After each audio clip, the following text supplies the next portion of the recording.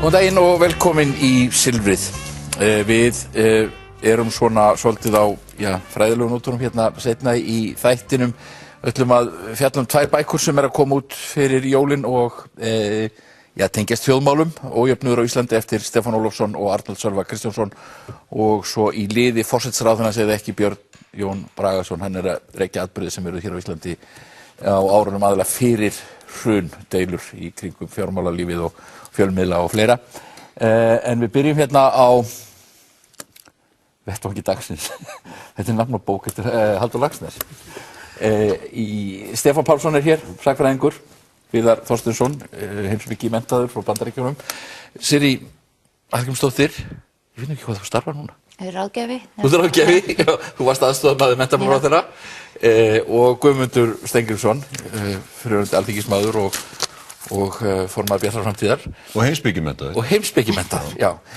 Sko, ég ætla nú að fara svona úr einu í öðru í þess, einu í annað í þessu.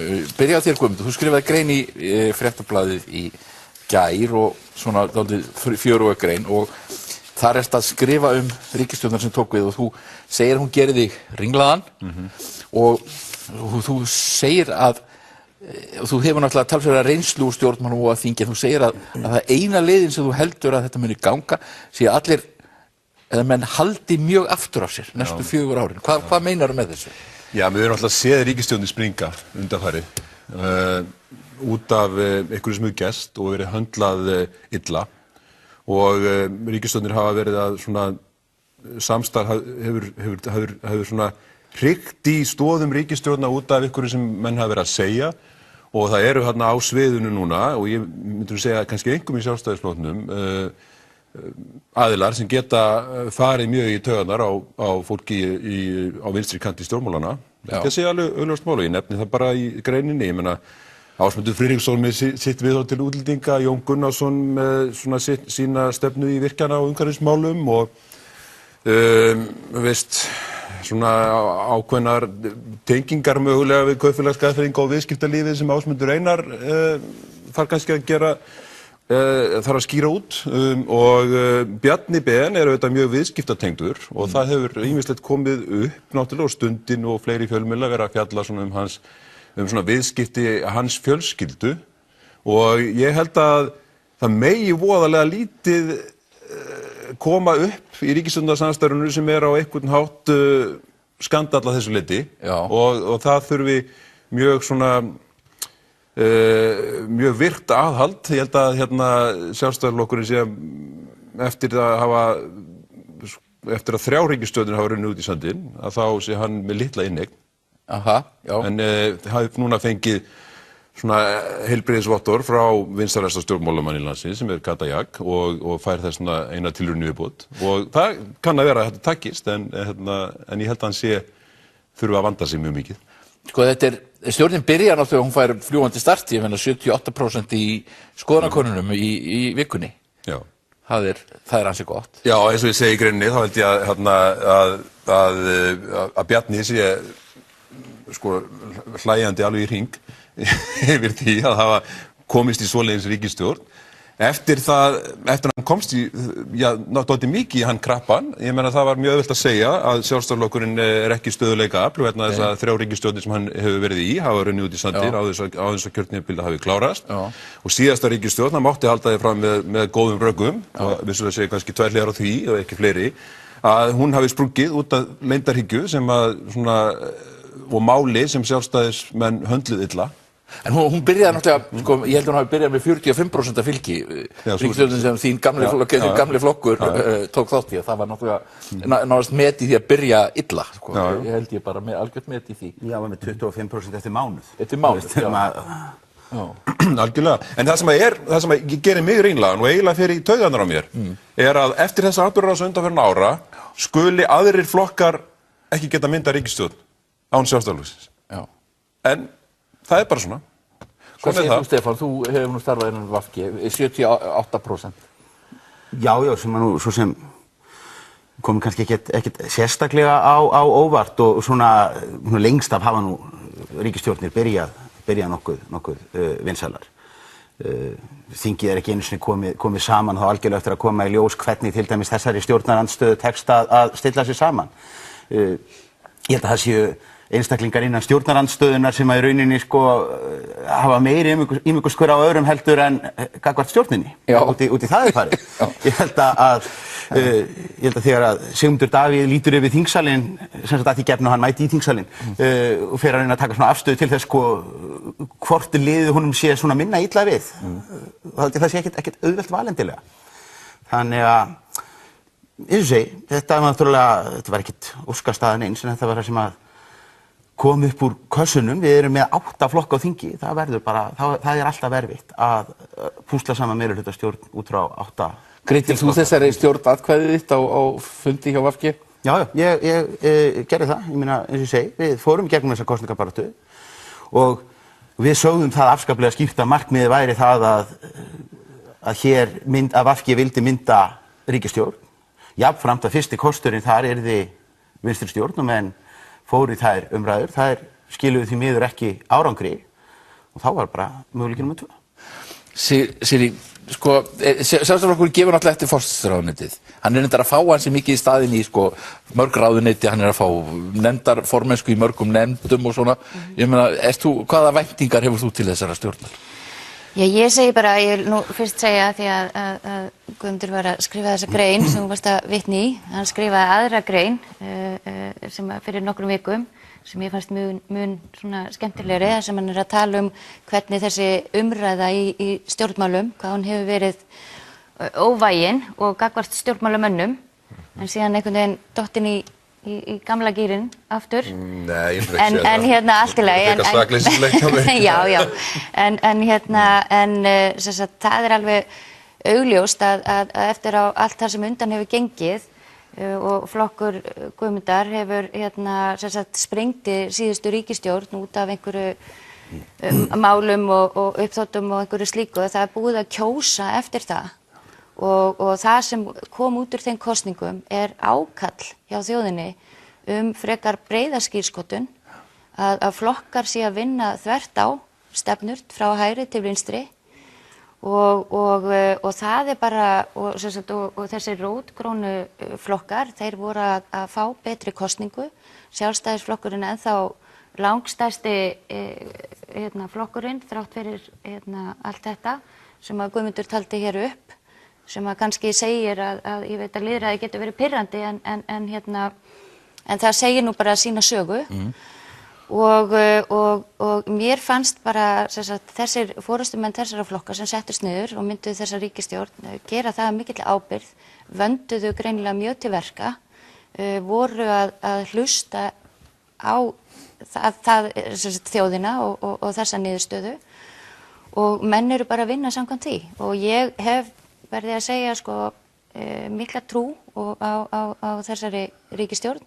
Ég held að þetta sé fólk sem hafi sýnt það og Katrín hefur sýnt það, hún hefur komið fram að festu, bæði í stjórnarmynduna viðræðum og síðan núna eftir að þessi ríkisstjórn hefur verið mynduð. Við hefum eftir að sjá fjárlagafrumvarpið. Það er alveg rétt sem að fram hefur komið hérna, þá er þetta eftir að sjá hvernig þá reynir á stjórnarandstöðuna og þá sér maður svona kannski frekari útfærslur á því sem fram kemur í stjórnarsáttmálunum, þó að þessi búið SA hafi verið með einhverja útreikninga og annað. Jó, þeir eru með dálítið harða gagnrýni, þeir segja bara að menn muni missa bara stjórna útgjöldunum, menn séu búin að missa stjórnina. En það er svolítið erfitt að sjá hvaða forsendur þeir eru að gefa sér. Líklega eru þeir að byggja útreikningana að einhverju leyti á skýrslu Samtaka iðnaðarins innviða uppbyggingu. En við eigum eftir að sjá fjárlagafrumvarpið og mér finnst svona kannski að menn megi bíða aðeins og leyfa þessari ríkisstjórn að leggja þetta. Menn segja að menn ætla bæði að lækka skatta og hækka útgjöld og að það gangi ekki upp. Það lítur nú að vera eitthvað sem sjálfstæðismenn geta haft áhyggjur af. Þeir eru nú alltaf, við erum að lækka skatta. En svo ég segi, við eigum eftir að sjá hvernig útfærslan verður og það kemur fram núna í fjárlagafrumvarpinu. Þá geta menn byrjað að gagnrýna eða ekki. Viðar, þú hefur starfað innan Sósíaldaflokksins. Ég veit ekki hvað maður á að spyrja þig. Hvernig líst þér á þessa stöðu? Hverju spáir fyrir þessa stöðu? Ég myndi bara taka undir með Guðmundi að manni finnst það svolítið sérkennilegt að svona í ljósi bara pólitískra þróunar síðustu áratuga að sé ekki einhvern veginn bara meiri grundvöllur, þessi ekki bara meiri hljómgrunnur fyrir því að það bara að vinstri flokkar sé að vinna bara afgerandi kosningasigra. Mér finnst það bara mjög sérkennilegt. Í ljósi hrunsins, í ljósi þess að það er náttúrulega átt í sér ákveðið hugmyndafræðilegt hrun nýfrjálshyggjunnar í raun og veru. Og svo í kjölfarið höfum við náttúrulega líka séð áfram þessi spillingarmál sem hafa verið að koma upp hvað eftir annað og eru náttúrulega tengt aðalega þessum gömlu, kannski auðvaldsflokkum, mun frekar heldur en vinstri flokkunum. Og ég meina meiri hluti almennings á Íslandi er náttúrulega bara mjög afgerandi félagshyggjusinnaður í raun og veru. Þú veist, leggur mikla áherslu á öflugt heilbrigðiskerfi, öflugt menntakerfi. Íslendingar vilja þessa hluti. Og það hlýtur að vera svona tilefni til bara áhyggja og svona sjálfskoðunar held ég fyrir vinstri hreyfingunni á Íslandi sama í hvað flokkjun eða hreyfingum eða verkalýðshreyfingunni. Að það sé ekki bara stór, öflug vinstri blokk sem að bara, þú veist, að vinna sigra og helst bara nokkrar kosningar í röð, frekar en að rétt svo komast til valda þarna 2009 til 2013 undir náttúrulega mjög erfiðum kringumstæðum þar sem að allt var svolítið auðvitað fjandsamlegt þeirri stjórn, sko. Og ég myndi segja að á þessum tímapunkti væri það bæði svona eiginlega hreinlegra og svona farsælla fyrir vinstri hreyfinguna að bara skoða svolítið bara svona sína eigin vegferð, sko, frekar en að vera að svona hálfpartinn svindla sér framhjá kosningaósigri með því að taka upp þetta sem ég held að aldrei verið hugsað sem heilræði, sko, if you can't beat them, join them, sko. Það er ekki heilræði, sko. Þér finnst að vinstri græn sé að gera mistök með því að fara þessa leið? Ég held að til langs tíma litið, bara stendur vinstrihreyfingin í Íslandi framfyrir því, held ég að reyna að einhvern veginn endurnýja sig, byggja sig upp og ég held að flokkarnir eigi við alvarleg vandamál að stríða varðandi bara svona tengslin við flokksmenn, tengslin við grasrótina. Það sé mjög óheppilegt þegar að einhvern veginn svona stjórnmálahreyfingu svo VG einhvern veginn sko einhvern veginn talar eitt, leggur eina línu, leggur áherslur opinberlega í kosningabaráttu og almennt í sinni pólitík, en svo einhvern svona plan B og að vera allan tíman. Og það vita mjög margir það innan flokksins og það er svona hvískrað það. Hinir og þessir hafi nú lengi haft áhuga á samstarfi við Sjálfstæðisflokkinn og eitthvað slíkt, sko. En ég er í sjálfsög ekki að segja að það sé að hvíla eitthvað bannhelgi yfir slíkum möguleika, alls ekki. Það ætti frekar að vera bara opinskári umræða það þá innan flokksins og mér finnst það vont að forystan hafi ekki bara einhvern veginn rætt þetta svona öðru sem bara sem einhvern fyrirvara. Það er alltaf sett bara fram sem fyrirvari svona. Já, við útilokuðum ekki. Já, svona eins og það sé nóg gagnvart sko svona að axla ábyrgð gagnvart félagsmönnum sínum, það sé nóg að bara láta ekki hanga sig á einhverju. Ég meina, á þetta ekki að vera bara, þú veist, opinskári og svona ítalegri bara samræða vegna þess líka að kjósendur á Íslandi skilja náttúrulega mjög vel að sko við getum talað fram á rauða nóttu málefni, en við vitum það öll að það eru stjórnarmyndunarviðræður sem ráða óbúslega miklu og það er í þeim sem að ræðst þetta hvaða málefni komast áfram og hvaða málefni lenda aftarlega á vagninum. En ekki fyrir 2 mánuðum síðan þá voru ég og félagi mínir nú aðlega skammaði fyrir það að okkar kosningabarátta gengi út af það að sína myndir af Katrínu Jakobsdóttur og segja við viljum gera þessa konu forsætisráðherra. Svo komum við eftir kosningar og segja býtum við var það aðalmarkmiðið hjá okkur. Hér er aldeilis komið aftan af fólki. Málið er kannski frekar það. Og ef við horfum bara til flokka, vinstri-sósíalískra flokka á Norðurlöndum sem eru bara í flokkagrúppu með VG, þá skiptast menn í 2 fylkingar með það hvort að menn stefni að því að taka þátt í stjórnum. Við höfum mjög fínan flokk eins og Enhedslistan, sem er vinarflokkur okkar í Danmörku. Það er flokkur sem er alltaf í stjórnarandstöðu eða þá styður minnihluta stjórnir vinstri manna falli, hann fer ekki í ríkisstjórnir. Og það er alveg afstaða sem við geta tekið og það er mjög góð leið til þess að halda svona ákveðnum hreinleika. VG hefur hins vegar aldrei legið á því að þeir hafa frekar verið til dæmis eins og þjóðveldisflokkurinn í Færeyjum verið einn af þessum vinstriflokkum sem að sækist þó í að axla ábyrgð og fara inn í ríkisstjórn og það er alveg rök með og á móti hvoru tveggja. En ekki ágætis vinstri áherslur í þessum stjórnarsáttmála? Ég hef heyrt sko hægri menn hvart undan því að þetta sé bara vinstri stjórn. Viðskiptablaðið setur svona hryllingsforsíðu núna verði öllu ræðað upp í múrin sko. Þannig að ég veit það ekki. Ef maður er skammaður úr báðum áttum, þá var maður að gera eitthvað rétt. Ég held að þeirra flokkar sem eru á sikkunum pólnum að séu að mynda ríkisstjórn, þá hafa þetta allir þurft að gefa eitthvað eftir, en mér sýnist líka allir vera að fá eitthvað inn á móti. Þannig að þetta er bara stjórnarsáttmáli með breiða skírskotun, það er alveg augljóst. Ég ekki sammála því. Vissulega samkvæmt einhvern svona kannski mjög hefðbundnum að mörgleiti úreltum skilgreiningum þetta milli póla. En mér veist þetta vera, ég velti fyrir mér á hvaða hnetti þessi pólar eru. Þetta eru, að mínu viti, er þetta ekki að ná að vera pólan á milli svona eins og ég lít á stjórnmálin. Meina þau baráttumál sem ég og fólk sem ég hef átt samleið með í pólitík, þau eru varla til umræðu þarna. Meina það engin aðild að ESB ennþá baráttumál með margra, en náttúrulega alls ekki á neinn hátt er það baráttumál þarna á dagskrá. Breytingar á landbúnaðarkerfinu eru ekki þarna sko í þágu neytenda. Það er ekkert verið að fara í það. Uppboð á kvóta er ekki þarna, sem nú svona svolítið hefur verið mikið baráttumál á undanförnum árum, mjög margra, svona kannski úr frjálslyndari áttum stjórnmálana. Það er ekkert róttækt í stjórnarskrármálum þarna, ekki neitt, sem nú búið að vera eitt mesta umræðin í pólitík á undanförnum áratug. Þannig að milli hvaða póla er þetta?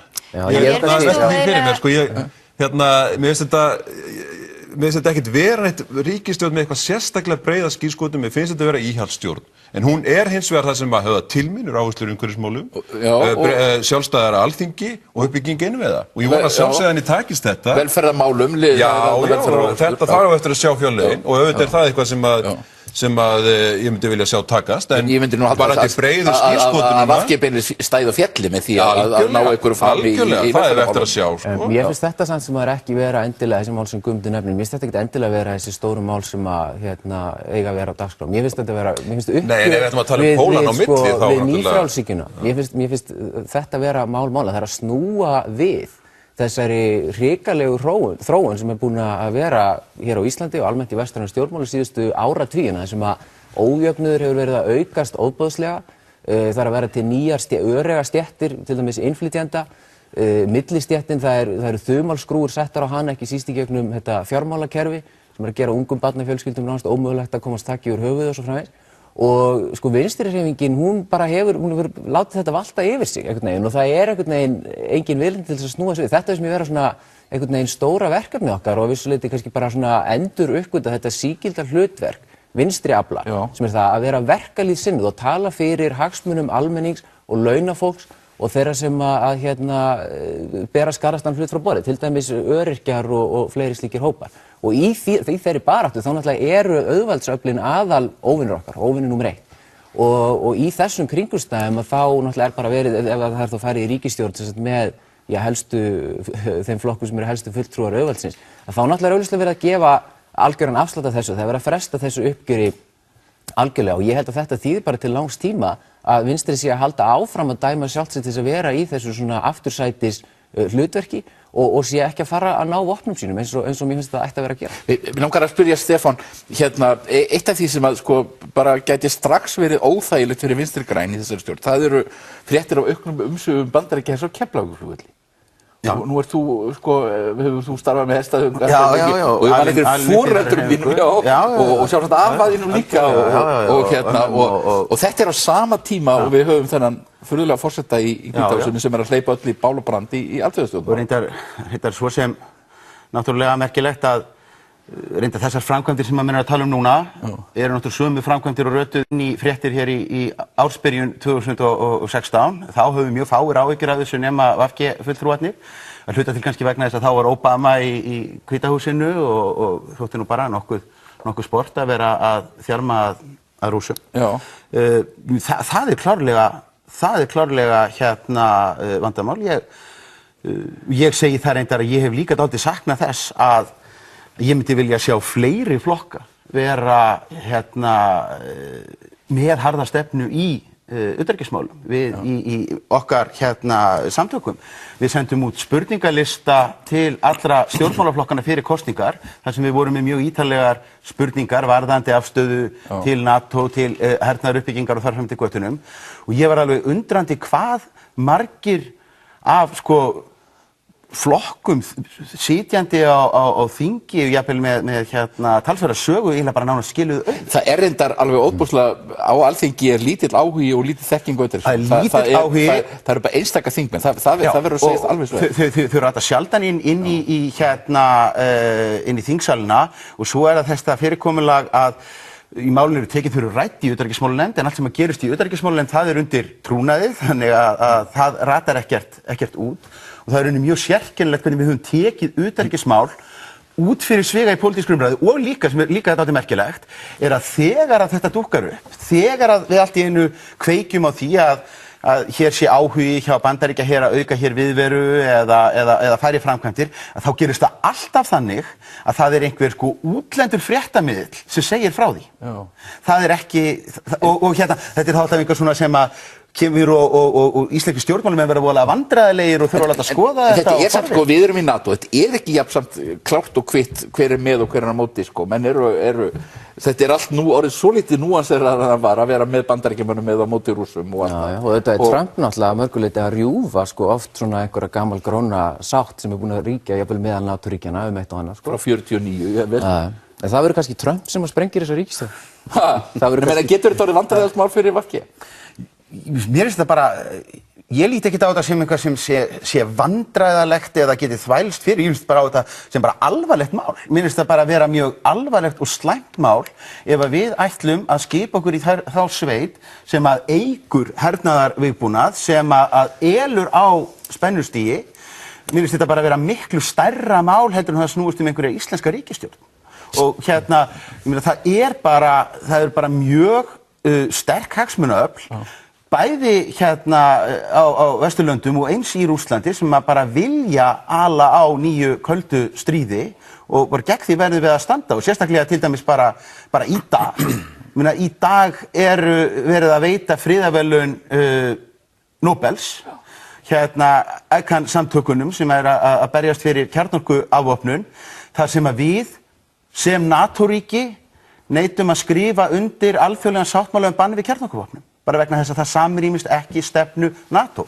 Við erum þar. Ég skilst þetta ekki alveg okkur að segja að þetta sé stærra en ríkisstjórn, ég meina það er náttúrulega bara, það er þannig sem þetta virkar, að það er tekin afstaða náttúrulega, þú veist, í lokal stjórnmálum á Íslandi og lengi vel náttúrulega var það stefna flokkana lengst til vinstri hér á Íslandi einmitt að, þú veist, að sýna þessa afstöðu í verki með því að krefjast úrsagnar úr NATO og með því að krefjast hersins burt og svona gera þessi mál, þú veist, aktúel í stjórnmálunum, en það virðist ekki vera að gerast núna, en Guðlaug Þór sem utanríkisráðherra sem náttúrulega ég held að verði ekki öflug vörn gegn þessari þróun, það er alveg klart. Sko, ég held að þessi ríkisstjórn getur alveg sprungið út af utanríkismálum. Það er mjög auðvitað að sjá þá atburðarás og ég held að við verum minna okkur á það að VG hefði aldrei farið í ríkisstjórn með þessum flokkum fyrir ári síðan þegar eftir Panamaskjölin og það allt saman. Ég held að það hefði verið óhugsandi og það er bara ár síðan. Og síðan kom upp mál á því kjörtímabili sem að VG hefði örugglega sprengt líka út af eins og Björt framtíð. Þannig að þetta er svolítið merkilegt að VG fari núna eftir þetta sem er undanigengið og með öll þessi hættumerki á sjóndeildarhringnum í samstarfi sjálfstæðisflokksins. Ég ætla að fara út í svolítið aðra hluti. Hérna, það féll gríðarleg sprengja hérna í þættinum síðast. Steinunn Valdís segir frá mótmælunum fyrir utan heimili sitt og síðan hefur manni fundist vera í gangi dálítið uppgjör við mótmælin sem voru á tíma hrunsins að menn hafi gengið of langt og já, hvað segir þetta? Já, ég segi það, ég held að þetta sé mjög þörf umræða og ef þú ert að tala bara MeToo átakið í heild sinni, þú veist, þá er greinilegt að konur hafa setið á óþægilegum tilfinningum í langan tíma og maður sér það bara á þessum gríðarlega fjölda kvenna sem er að koma fram og stíga fram og allar virðast eiga sína sögu. Jú, það er í Borgarleikhúsinu seinni í dag er fundur. Já, einmitt, að það er augljóst að þetta er mjög þörf umræða og það er þörf á allsherjar viðhorfsbreytingu. Það sem náttúrulega gerist á þessum tíma er að umræðan náttúrulega á þessum umróta tímum var frekar vanstillt og það eru ákveðnir hópar sem fara þarna alveg fram úr sér og mæta fyrir utan heimili fólks og ógna bara fjölskyldumeðlimum. Ég meina það eru þarna inni í húsunum fólk sem ekki opinberar persónur, sem eru börn og makar og annað og þetta vakti náttúrulega bara ógn og skelfingu þeirra. Fólk stendur þarna fyrir utan og hrópar og það sem kannski, þegar maður horfir á þetta svona eftir á, skrítið að það sé ekki til einhver mekanismi í lögunum sem að passar upp á að það sé ekki hægt að ganga svona langt og brjóta á bæði stjórnmálumönnum og fjölskyldumeðlumum. En byrju, fengu ekki viðkomandi stjórnmálamenn bara lögreglu strax? Þeir stóðu þarna til hliðar og fylgdust með. En ég meina það, þú veist, þetta eins og Ragna búin að lýsa þessu Árna, hún heldur fyrir eyrun á barninu sínu, skilur svo það geti farið að sofa og eins og Rannveig Rist hefur sagt að ég meina hún var nú bara fyrir sýruárás og hér verið að mótmæla sýruárásum allan heim en þegar það var gert sko að þá voru ekki margir sem kipptu sér upp við það og ég meina það lýsir aldrei stemningunni að þetta ekki, þú veist, það eitthvað verulegt ójafnvægi í þessu og það bara mjög gott að það sé verið að taka þessu umræðu núna. Af því að það sýnir líka, svo Steinunn Valdís í síðasta þætti þínum. Fanneyjar reyndar. Fanneyjar.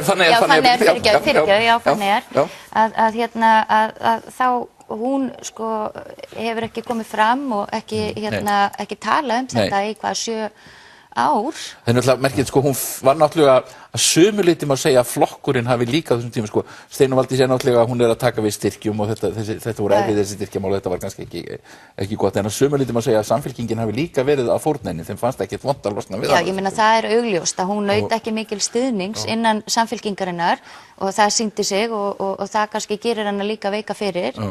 En varðandi þessi sko styrkjamál að þá auðvitað á þessum tíma eru menn bara að spila eftir þeim leikreglum sem giltu þá og það eru alltaf gott að koma eftir á og horfa tilbaka og auðvitað að læra af reynslunni og við erum auðvitað alltaf að breyta og bæta okkar samfélag en á þessum tíma þá voru náttúrulega þessir stjórnmálumenn bara að spila eftir þeim Hvað segir þú við það?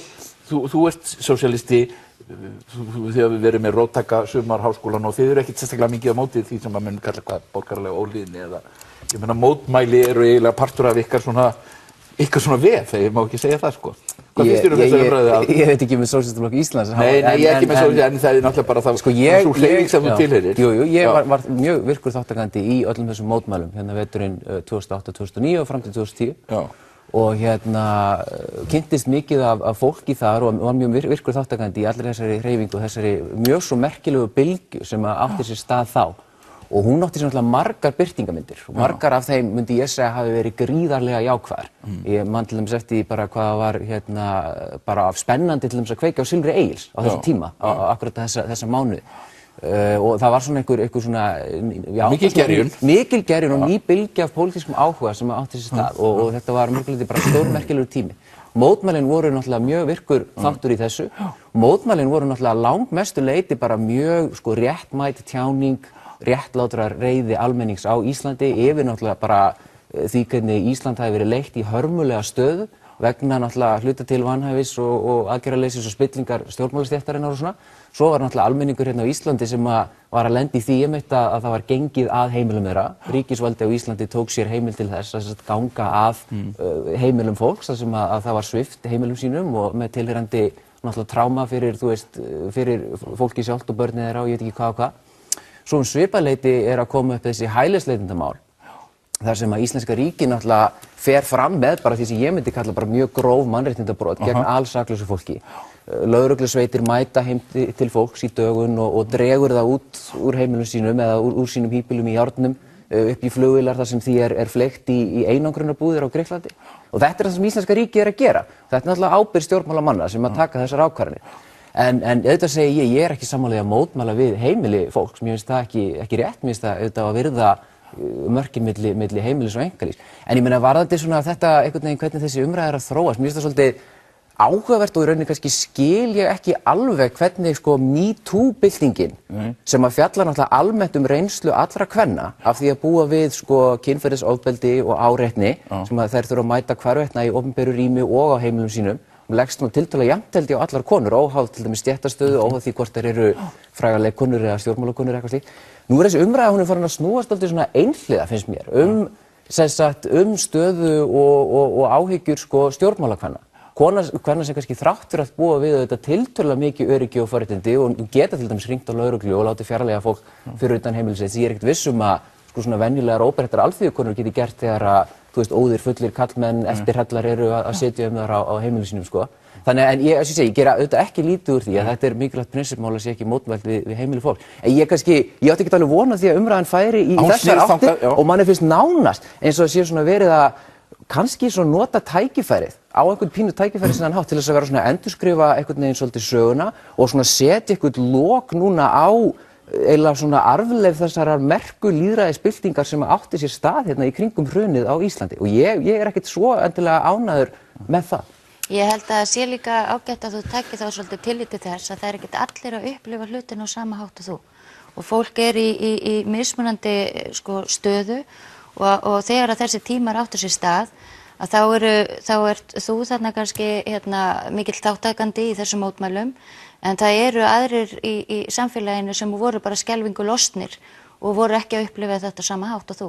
Þannig að ég held að það sé mikilvægt að taka tillit til þess þegar þú skoðar sko af hverju umræðan að færist í þessa átt eða aðra. En lögreglan ennþá að brjótast inn á heimili saklaus fólks og færa það játnum, þú veist, í flugvélar og einangrunarbúðir og það ennþá fólk sem hefur ekki fengið uppreist æru eða í rauninni séð réttlæti eftir aðfarir gegn þeim vegna húsnæðismála sem kom upp í kjölfar kreppunnar. Mér langar að nefna eitt alveg í lokin. Það er nú ekki nema, það er 1,5 ár til borgarstjórnarkosninga eða það er hálft ár. Og það er rosalega opið sviðið. Við vitum að Dagur Eggertsson fer sjálfsagt fram fyrir Samfylkinguna en eiginlega það er nánast óvíst með alla hína leikendum. Þetta er dálítið sérstök staða Stefán. Ég búinn að spá því að við fáum metfjölda framboða í borginni og ég held við fáum 10 flokka inn í borgarstjórn. Það er 23 og þannig að ef máladeildarstarffræðin mín er ekki alveg að svíkja mig þá eiga menn að hafa nokkuð góðar vonir það að sleppa inn á 3,5%. Og ef það er einhver ályktun sem að menn geta dregið af eins og síðustu þingkosningum það svo að það sé bara skynsamlegt að koma með framboðið sitt seint og vera kannski með mynd af gæðalegu hrossi og óljós 2-3 loforð og þá bara flýgurðu inn af því það er alltaf ákveðin hópur sem að stekkur á nýjasta partíið í bænum. Þannig að ég ætla að segja að við fáum svona 13 alvöru framboð í Reykjavík, 10 flokka í borgarstjórn og mjög áhugaverða stjórnarmyndunarviðræður í kjölfar. Sirrí, það er sko hjá ykkur sjálfstæðismönnum þar er leiðtoga prófkjör, oddvita prófkjör 20. og 7. janúar með Skjaldastræti. Ég meina hverjir að fara fram? Já, þeir sem hafa gefið skýrt að svara þeir allir fara fram eru Marta Guðjónsdóttir, núverandi borgarfulltrúi og Kjartan Magnússon, núverandi borgarfulltrúi og Áslaug Friðriksdóttir. Og það eru þessi sem að hafa gefið skýrt svar að þau ætla að taka þátt í leiðtogaprófkjörinu. Síðan eru ýmsir að hugsa málið og Unnur Brá virðist vera að hugsa málið og En er ekki svolítið fullreynt með að koma með eitthvað utan Já, ég meina einhvern veginn eins og ég horfa á pólitíska landslægið að þá er ekkert fullreynt. Þú veist, það er náttúrulega bara einhvern veginn getur allt gerst. En ég segi að jú, það yrðu auðvitað áskorun fyrir viðkomandi en það er svo sem maður verður bara að sjá hvernig hlutinir spilast út. En það er ég hugsa sko að það er ekkert margir að gefa sig fram á þessum tíma. Ég held að þetta sé svolítið rétt sem að Stefán hefur verið að segja ég hugsa að fólk stígi frekar fram svona á lokametrunum. Guðmundur, getur þú hugsað þér að fara í borgarmálin? Þú ert nú ágætis kandidat í það. Þú reyndar alveg upp í Garðabæ en ég stefna ekki á það. Þú stefnir ekki á það? Nei, ég ger það ekki. Þú hefur getað sagt ég útiloka ekki neitt. Ég nánast útiloka það. En þetta er áhugavert og þetta er ekki þessi réttur Stefáni, sem verður mörg framboð, en það sem ég myndi vilja sjá og meðast leiðilegt eftir alþingiskosningarnar var að það er svona hinn frjálslynda miðja, Hrundi, Björt Framtíð, Viðreisn Ströggli. Ég myndi vilja sjá þessi öfl endurskipuleggja sig fyrir borgarstjórnarkosningarnar. Ég er ekki sósíalista af flokknum, ég er frjálslyndur miðjumaður og ég myndi vilja sjá þær hugsjónir einhvers staðar á góðum stað. En við sjáum ekki slíkt framboð einhvern veginn. Já, ég meina Viðreisn hefur ekki boðið fram á sveitarstjórnarstiginu, Björt Framtíð hefur það og hefur fulltrúa víða og í stórum sveitarfélögum og staðið sig vel. Kannski ætti Björt Ólafs og Þorgerður Katrín að setjast niður ef það er ekki þegar byrjaðir á því og ræða samstarf. Þetta eru mjög svipaðir flokkar. Flokkarnir þá saminist eða gangi bundnir til kosninga saman? Já, þeir náttúrulega eiga mjög mikla samleið þessi tveir flokkar og þarna gæti verið ein leið til að fækka framboðum. að frjálslynda miðjan myndi bandalag eða stofni sterkan valkost. Þetta er vist búið hjá runnin út gaman að hafa ykkur Stefán Pálsson, Viðar Þorsteinsson, Sirrí Hallgrímsdóttir og Guðmundur Steingrímsson. Höldum hér áfram með ójöfnuð, Stefán Ólafsson og Björn Jón Bragason síðar smá sagnfræði tímana fyrir hrun.